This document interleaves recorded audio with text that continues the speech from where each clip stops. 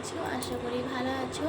আমিও খুব ভালো আছি। আমার মামের চ্যানেলে স্বাগত জানিয়ে আজকের ব্লগটা তোমাদের সবার প্রশ্নের আনসার নিয়ে আমি আজকে চলে এসেছি। একটাই কোশ্চেন, দিদিভাই তুমি কেন এতদিন লাইভ করোনি? এই প্রশ্নটা প্রত্যেকে। আর একটা প্রশ্ন যেটা হচ্ছে, দিদিভাই তুমি ওই চ্যানেলে কেন লাইভ করছো না? ওই চ্যানেলে কে লাইভ করছে? বিভিন্ন রকমের সবার প্রশ্ন। তো তোমাদের সবার প্রশ্নের আনসার দিতে আমি আজকে একটা ব্লগ বানিয়েছি। তোমাদেরকে লাইভে বলতে বলতে আমি না হাঁপিয়ে গেছি, তার জন্য ভাবলাম যে এইরকম বলার থেকে একটা ব্লগ দেওয়াই যাক, তাই তো বলো? আর হ্যাঁ, আমি অনেক দিন পর একটা জামা পরেছি, কেমন লাগছে আমাকে এই লুকে অবশ্যই জানাতে কিন্তু একদম ভুলবেন না, ঠিক আছে?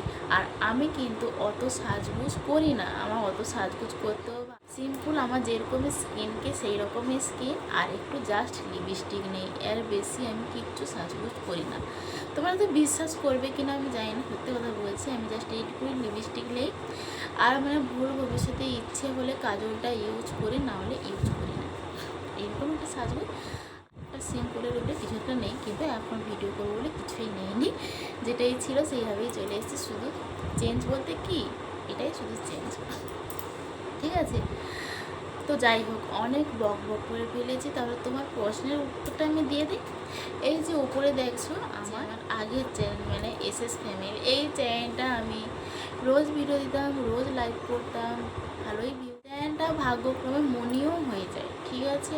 কিন্তু এর আগে যে অনেকগুলো চ্যানেল খুলেছিলাম তার সেগুলো কিন্তু মনি হয়নি, কিন্তু তার আগে স্ট্রাইক ফেরে পড়ে বন্ধ হয়ে যায়। এসএস ফ্যামিলি যেটা দেখছো, এটা কিন্তু চ্যানেলটা মনি হয়ে গিয়েছিল। মনি হওয়ার পরে দুবার পেমেন্ট পেয়েছি, কিন্তু পেমেন্টটা আমার হাতে আসে। কার হাতে এসছে জানো? তার আগের কাহিনী আর একটু ঘুরে যাই। তো আমার মানে এই জিমেলে 4-5টা আইডি খোলা হচ্ছিল না বলে, তো আমাকে একজন বললো যে আমার জিমেল দিয়ে তুমি আইডিটা খোলো, তারপরে আর জিমেলে তো ইমেল নিয়ে তো কোনো প্রবলেম হবে না, টাকা ঢোকার সময় তোমার অ্যাকাউন্ট নম্বর দিলেই হবে, ঠিক আছে?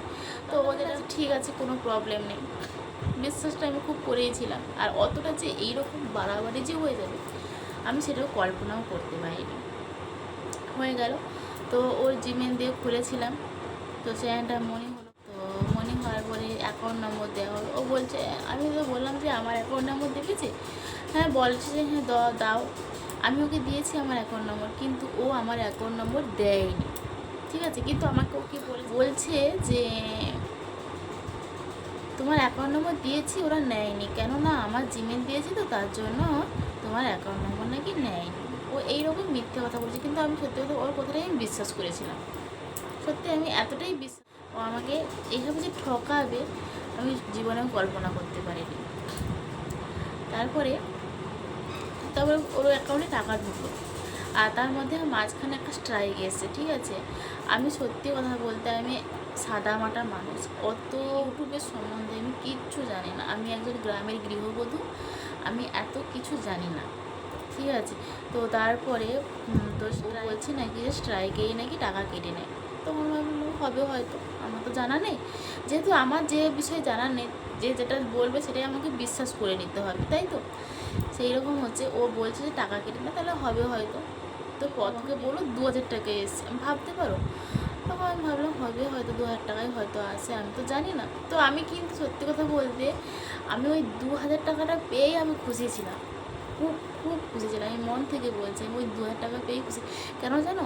যে আমি ওই 2000 টাকাটা ইনকাম করতে পেরেছি আমি নিজেই 2000 টাকা ইনকাম করতে পারি, আমি জীবনে কল্পনা করতে পারি না আমি কোনো একটা ইনকাম করতে পারবো, সত্যি কথা বলছি। হ্যাঁ, আমি আগে অনেক কিছু কাজ পেয়েছি, কিন্তু আমি যে ইউটিউব থেকে কোনোদিন টাকা পাবো এইটা আমি জীবনে বিশ্বাস করতাম না, ঠিক আছে? কিন্তু ওই 2000 টাকা যে পেয়েছিলাম না, আমি খুব হ্যাপি ছিলাম।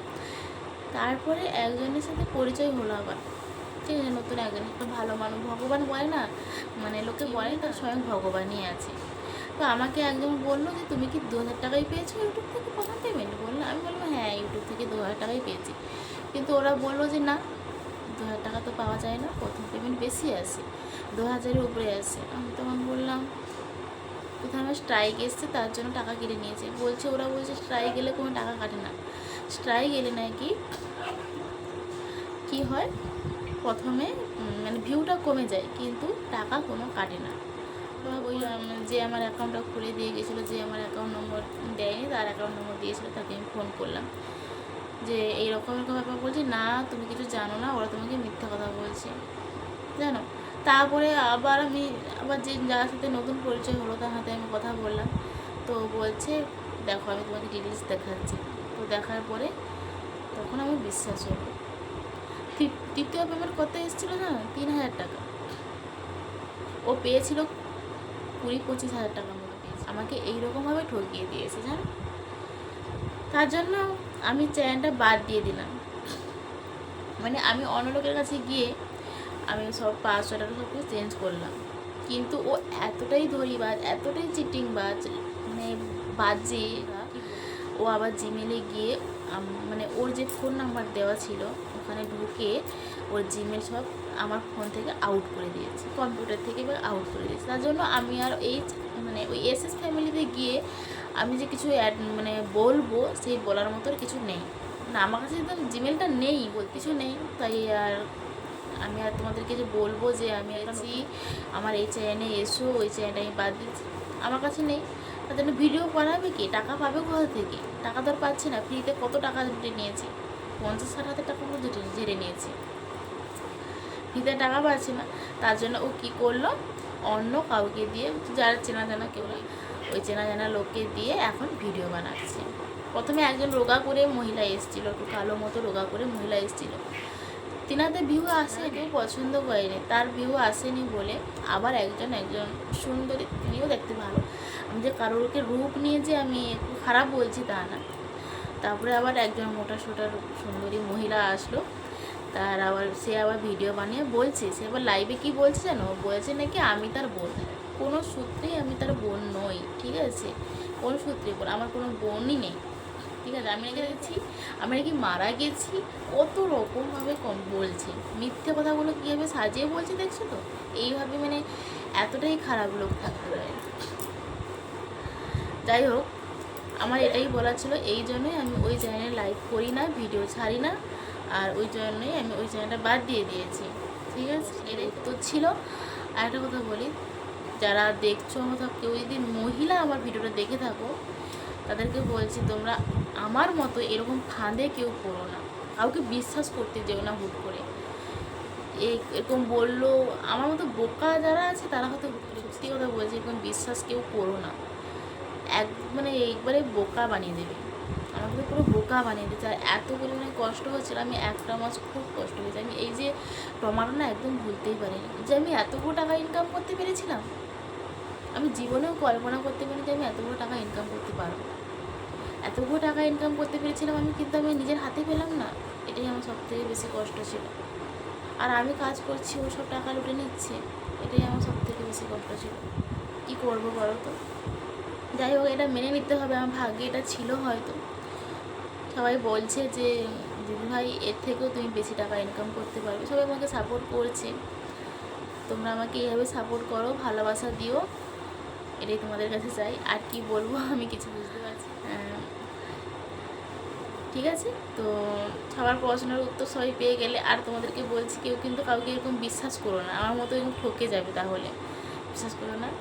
আর আজকের ব্লগটা ছিল এতটুকুই। যদি তোমাদের ভালো লেগে থাকে প্লিজ চ্যানেলটা সাবস্ক্রাইব করে পাশে থেকো, ঠিক আছে। Tata, bye, love you.